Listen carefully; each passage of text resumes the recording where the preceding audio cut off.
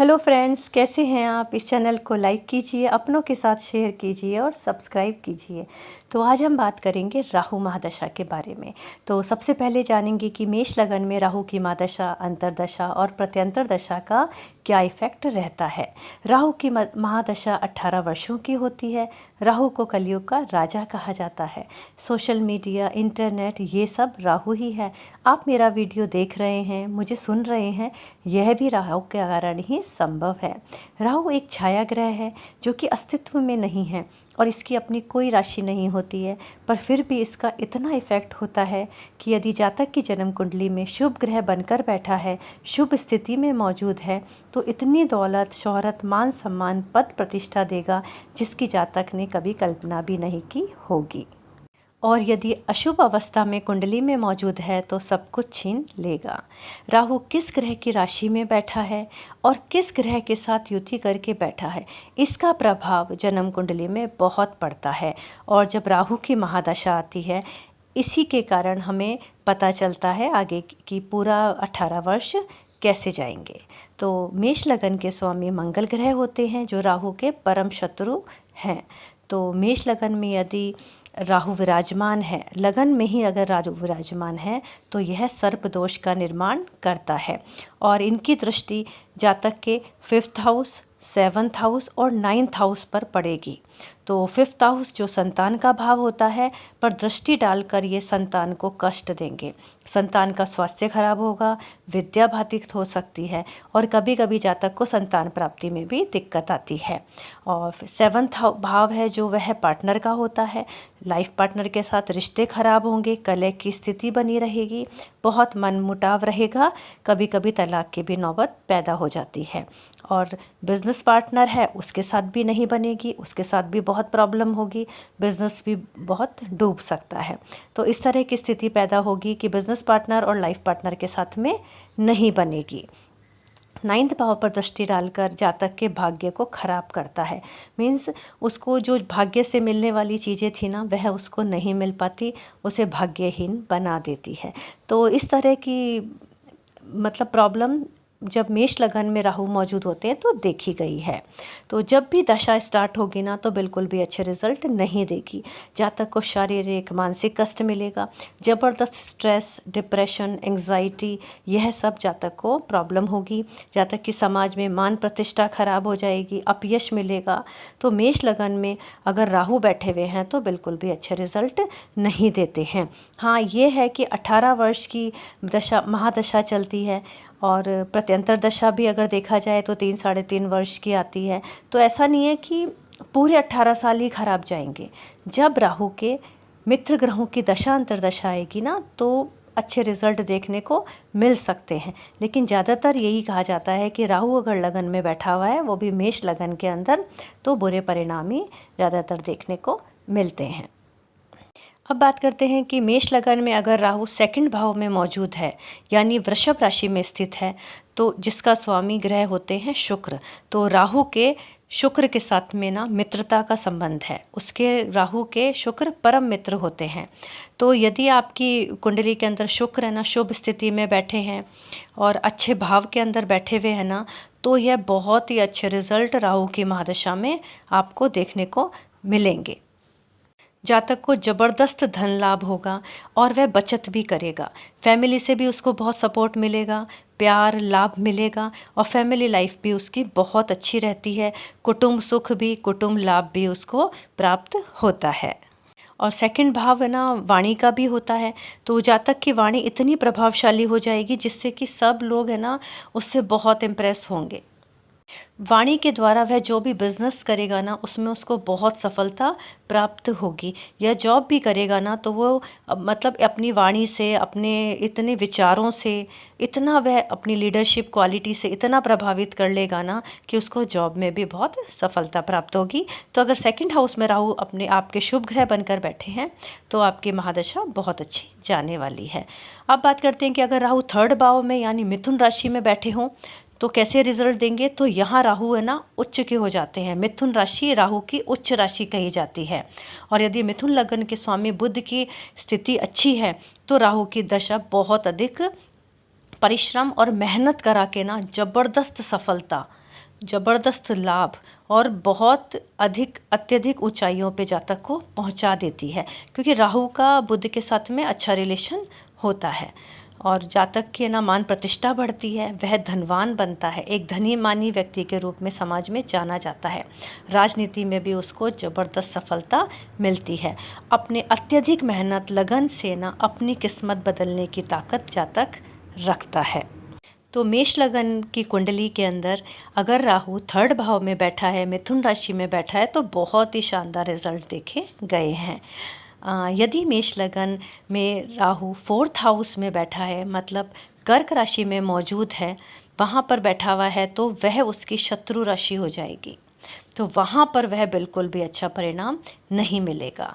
तो जब भी राहु की महादशा, अंतर्दशा, प्रत्यंतर दशा आएगी ना, तो उस जातक की माता की तबीयत बहुत ख़राब हो जाएगी, और है ना उसको मकान का, वाहन का, प्रॉपर्टी का सुख प्राप्त करने में ना ज़बरदस्त तकलीफ़ें आएंगी। उसके है ना काम ही नहीं बनेंगे, फाइनेंस की स्थिति इतनी ज़बरदस्त ख़राब हो जाएगी, इतनी तकलीफ़ें आ जाएगी ना कि अगर वह चाहता है ना, चाह कर भी यह सब है ना लग्जरी सुख नहीं भोग पाएगा। तो और ना सबसे उसके लड़ाई झगड़े हो जाएंगे। तो इस तरह की स्थिति पैदा होगी। और यदि जब तक स्टूडेंट है तो उसका मन पढ़ाई में बिल्कुल नहीं लगेगा, उसको पढ़ाई करने में बहुत प्रॉब्लम आएगी, कंसंट्रेट वह नहीं कर पाएगा। तो इस तरह से बुरे परिणाम यहाँ पर बैठे राहु अपनी दशा, अंतर्दशा, प्रत्यंतर दशा में देंगे। राहु यदि आपके 5th हाउस, 5वें भाव में बैठे हुए हैं मेष लगन के अंदर, तो भी अच्छे रिजल्ट नहीं मिलेंगे, क्योंकि यह शत्रु राशि है। तो पढ़ाई करने में बहुत रुकावटें आएंगी अगर जातक स्टूडेंट है तो। और जातक को है ना, जातक की संतानों को भी है ना मानसिक और शारीरिक रूप से कष्ट आएंगे, और जातक की संतानों का भी पढ़ाई में मन नहीं लगेगा। और उसको है ना शेयर्स में अगर उसने पैसा इन्वेस्ट कर रखा है, उसमें भी उसको बहुत नुकसान होगा। तो इस तरह की स्थिति पैदा होगी। 5th भाव में भी राहु अपने अच्छे रिजल्ट नहीं देंगे। यदि मेष लगन की में राहु यदि 6th भाव में हो, तो यहाँ यह राहु को है ना स्वग्रही माना जाता है।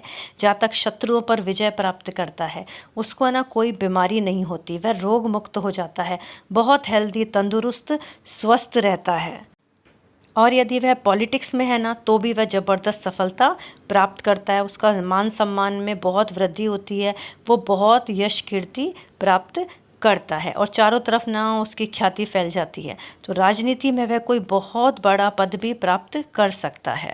और यदि वह कोई बैंक लोन लेना चाहे ना, तो उसे वह भी बहुत आसानी से मिल जाएगा। वह बहुत विदेश यात्राएं भी करता है। 6th जो भाव होता है ना, राहु अपनी महादशा, अंतर्दशा, प्रत्यंतर दशा में जातक को बहुत बहुत शानदार रिजल्ट देता है। तो इस तरह से यहाँ पे राहु अपने बहुत अच्छे रिजल्ट देगा। अब बात करते हैं कि 7th हाउस में जब राहु बैठा होता है तो वह कैसे रिजल्ट देगा। 7th हाउस में ना आपकी जन्म कुंडली में यदि राहु बैठा है, तो वह तुला राशि में बैठा है। तो तो फिर वह है ना, तुला राशि मतलब हुई शुक्र की राशि, और राहु शुक्र का मित्र है, तो वह अपने मित्र की राशि में बैठा है। तो यहाँ पे भी अच्छे रिजल्ट मिलेंगे, बशर्ते है ना राशि लॉर्ड है ना शुक्र, वह शुभ स्थिति में आपकी कुंडली में विराजमान हो। यदि 6, 8, 12 भाव में या पाप ग्रहों से दृष्ट राहु से बुध नहीं होना चाहिए। अगर ऐसा हो गया ना कि वह राहु से दृष्ट बुध है, तो आपकी पत्नी के साथ लड़ाई झगड़े हो सकते हैं। और यदि आपका बिजनेस पार्टनर हो, तो उसके साथ भी आपके लड़ाई झगड़े हो सकते हैं। हो सकता है कि आप में अलगाव की स्थिति आ जाए, बिजनेस पार्टनर और लाइफ पार्टनर दोनों के साथ में। तो यहाँ बैठकर राहु है ना पत्नी की तबीयत भी बहुत खराब करेगा। जहाँ तक कि पत्नी है ना, उसको अत्यधिक कष्ट मिलता है। अगर पति की कुंडली में बैठा है तो पत्नी को मिलता है, अगर पत्नी की कुंडली में बैठा है तो पति को मिलता है। मीन्स लाइफ पार्टनर को अत्यधिक कष्ट मिलता है। तो इस तरह की स्थिति होती है। यदि अच्छे बनकर बैठे हैं तो फिर आपको बहुत अच्छे परिणाम देखने को मिलेंगे। मेष लगन की कुंडली में यदि 8th भाव में, 8वें भाव में राहु बैठा हुआ है, जहाँ वृश्चिक राशि बनती है, तो बहुत ही बुरे परिणाम देखने को मिलते हैं, क्योंकि यह राहु की नीच राशि हो जाती है। इसीलिए बुरे परिणाम देखने को मिलते हैं। कोई बहुत बड़ी बीमारी जातक को होने की पॉसिबिलिटी बहुत अधिक रहती है। और यदि गुरु, मंगल और शनि के साथ युति करके राहु यहाँ बैठता है ना, तो अष्टम भाव में तो बहुत ही वो मतलब बुरे परिणाम देते हैं, कैंसर तक होने की भी संभावना बन जाती है। तो इस तरह के बुरे परिणाम ज़्यादातर यहाँ बैठकर राहु अपनी दशा, महादशा, अंतर्दशा, प्रत्यंतर दशा में देता है। अगर राहु यदि 9वें भाव में धनु राशि में बैठा हुआ है, तो जातक को है ना बहुत तकलीफ़ें आती हैं यहाँ, क्योंकि यह धनु राशि है ना, ये नीच राशि होती है राहु की, तो इसके लिए इतनी तकलीफ़ें आती हैं। पिता से वियोग हो जाता है, या पिता के साथ में ना बहुत रिश्ते ख़राब होते हैं, या पिता को ज़बरदस्त तकलीफ़ें आती हैं, मतलब पिता को बहुत ज़्यादा तकलीफ़ें आती है अगर आपके राहु वहाँ बैठा हुआ है तो यहाँ बैठकर जातक को तकलीफ़ें तो आती हैं, साथ में वह अधार्मिक हो जाता है, मतलब धर्म को नहीं मानता। इतनी तकलीफ़ें आती हैं तो उसको लगता है कि नहीं, धर्म कुछ नहीं होता, तो मतलब इस तरह की भावनाएं ना उसके दिमाग में आ जाती है। और वह विदेश यात्राएं भी काफ़ी करता है, लेकिन वो ऐसी विदेश यात्राएं करता है जहाँ से उसको तकलीफ़ें मिलती हैं, उनका उसको कोई फ़ायदा नहीं होता। तो यहाँ बैठ कर ना नवम भाव में वो उसके है ना भाग्य को बहुत ही ख़राब कर देते हैं, भाग्य को बहुत कमज़ोर कर देते हैं। अगर राहु दसम भाव में बैठा हुआ है, दशम भाव में बैठा हुआ है राहु, तो यहाँ मतलब मकर राशि पड़ी उसकी, तो जो राहु है ना उसका शनि के साथ में बहुत अच्छा रिलेशन है। तो यहाँ बैठकर राहु अपनी महादशा, अंतरदशा, प्रत्यंतर दशा में ज़बरदस्त लाभ जातक को देता है। पहले तो उसको नौकरी लगवा देता है, उसका अगर वो नौकरी पहले से करता है तो उसका पद प्रमोशन करा देगा। अगर वो व्यापारी है तो व्यापारी को बहुत लाभ मिलेगा, उसका बिजनेस बहुत अच्छा चलेगा, उसको आकस्मिक धन लाभ होगा। तो इस तरह से ना धन में बहुत ज़बरदस्त वृद्धि राहु यहाँ बैठकर कराता है, तो बहुत अच्छे रिजल्ट यहाँ बैठकर देता है। अब बात करते हैं कि 11वें भाव में बैठकर कैसे रिजल्ट देगा। तो 11वें भाव में भी शनि की राशि पड़ी, कुंभ राशि, और राहु शनि का मित्र है, अच्छे रिलेशन है, तो यहाँ बैठकर भी ना ज़बरदस्त लाभ जातक को देगा। और फैमिली से रिलेशन बहुत शानदार कराएगा, बड़े भाई बहनों से उसके रिलेशन अच्छे हो जाएंगे। और यह भाव होता है 11th हाउस, इच्छा पूर्ति का। तो जातक के मन में अभी तक जो भी इच्छाएं रही है ना, कि मुझे ये मिल जाए, मेरा ये काम बन जाए, या जो भी उसकी इच्छाएं रही है ना, उसकी सारी इच्छाओं की पूर्ति राहु कराता है। तो इस तरह के रिजल्ट यहाँ पर बैठकर जातक को देता है। जातक को ना नौकरी व्यापार में भी ज़बरदस्त लाभ होता है, और उसका धन है ना अत्यधिक बढ़ता चला जाता है, और वह इन्वेस्ट भी बहुत अच्छी जगह करता है। समाज में ना मान प्रतिष्ठा बढ़ती है, यश कीर्ति उसकी फैलती है, और संतानों को उससे लाभ होता है, और उसको अपनी संतान से लाभ होता है। तो मतलब देखा जाए ना, यहाँ बैठ के ना राहु बहुत बहुत अच्छे रिजल्ट जातक को देता है। और अब बात करते हैं कि 12th भाव में अगर मेष लगन में बैठा हुआ है तो कैसे परिणाम देगा। तो अगर मीन राशि पड़ी यहाँ पर, तो मीन राशि में अगर राहु बैठा हुआ है तो बहुत ही बुरे परिणाम देगा, क्योंकि है ना लगन के जो स्वामी होते हैं ना गुरु, उनसे ना इतना अच्छा रिलेशन है नहीं, तो इसके लिए भी। और वैसे भी 12वें भाव में बैठ कर राहु हमेशा बुरे परिणाम ही देता है। तो यहाँ पर राहु है ना अपनी महादशा, अंतरदशा, प्रत्यंतर दशा में ना बहुत बुरे रिजल्ट देगा।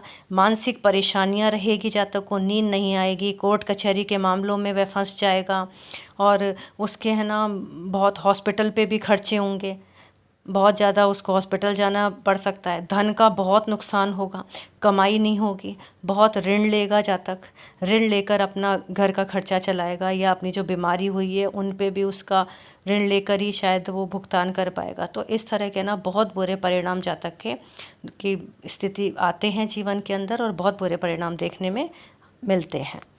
तो मेष लगन में राहु है ना 2nd, 3rd, 6th और 10th 11th में बैठे होंगे ना, तो बहुत ही शानदार परिणाम अपने दशा, महादशा, अंतरदशा में देते हैं।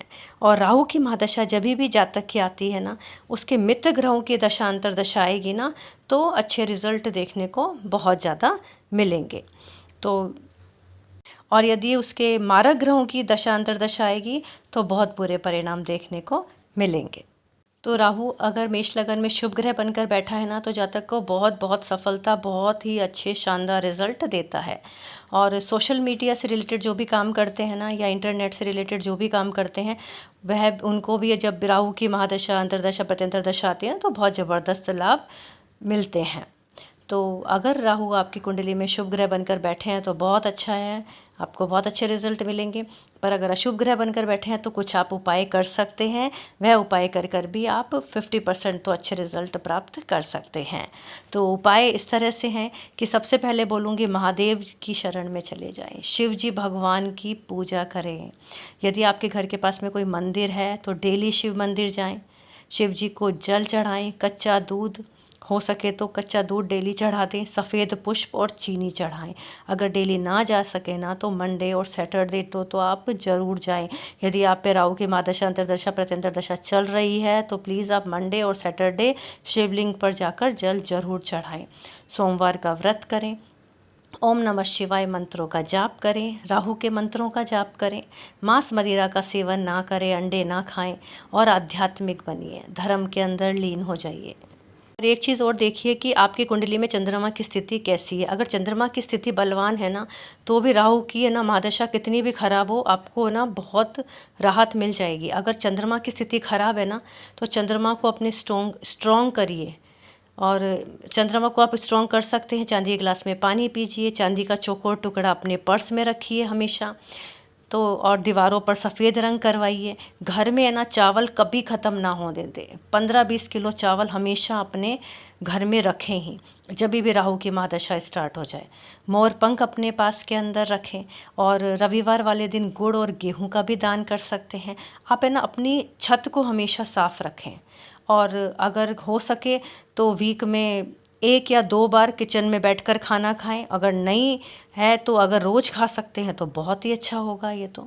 और यदि आपकी कुंडली में है ना राहु स्ट्रॉन्ग अवस्था के अंदर है ना, अगर स्ट्रॉन्ग बैठे हुए हैं ना तो आप ब्लू और ग्रे है ना कलर को ज़्यादा से ज़्यादा अपनी ज़िंदगी में शामिल कीजिए। ब्लू और ग्रे कलर के कपड़े पहनिए, पर्स है या जो भी चीज़ आप शामिल कर सकते हैं कीजिए, अगर स्ट्रॉन्ग बनकर बैठा है। यदि राहु आपकी कमज़ोर ग्रह है ना तो फिर ब्लू और ग्रे से परहेज कीजिए, बिल्कुल इस कलर के कपड़े मत पहनिए। तो इस तरह से आप कर सकते हैं यह सब उपाय करके। और एक उपाय और है जो कि बहुत लोगों को मैं बताती हूँ और लोगों ने किया है तो बहुत अच्छे रिजल्ट भी उनको मिले हैं, कि डेली है ना शाम को, रात को मतलब 8 बजे शिव मंदिर जाइए और वहाँ पर जल चढ़ाइए और शिव जी से प्रार्थना कीजिए कि अपने मेरे कष्टों से मुझे मुक्ति दिलाएं और मुझे सही रास्ता दिखाएं और मेरे साथ सब सही करें। ये प्रार्थना कीजिए तो आप देखिए इसका बहुत ज़्यादा लाभ आपको मिलेगा। तो जब भी राहु की महादशा, अंतर्दशा, प्रत्यंतरदशा आए तो यह उपाय ज़रूर कीजिए। और आप मुझे कमेंट करके बताइए आप कितने रिलेट करते हैं और ये आपको वीडियो कैसा लगा। और मेरे चैनल को लाइक, शेयर, सब्सक्राइब कीजिए।